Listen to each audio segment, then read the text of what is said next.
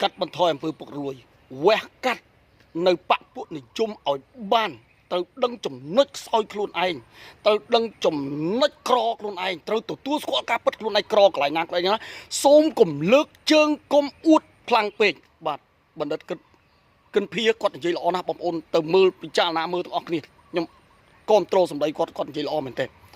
សហរដ្ឋអាមេរិកបានបាទវ័យកំតិចបាទនេះសម្បុកអ៊ុម៉ាល់សម្បុកឃុំដើរឃុំហើយនឹងអ៊ុម៉ាល់តិចពេញនឹងទាំងអស់ឲ្យគេជួយការពារណាបង្កើតសង្គ្រាមខ្លួនឯងបង្កាត់សង្គ្រាមខ្លួនឯងបាទធ្វើសង្គ្រាមខ្លួនឯងឲ្យគេបញ្ចប់សង្គ្រាមឲ្យ NATO បញ្ចប់សង្គ្រាមឲ្យរុស្ស៊ីចិនបាទណាជប៉ុនឲ្យមកជួយនៅសមុទ្រហុមុកបាទប្រទេសទាំងអស់គេអត់មកជួយទេអត់មានអ្នកណាជួយទេបង្កើតសង្គ្រាមខ្លួនឯងបង្កាត់សង្គ្រាមខ្លួនឯងត្រូវតែជួយខ្លួនឯងឲ្យថា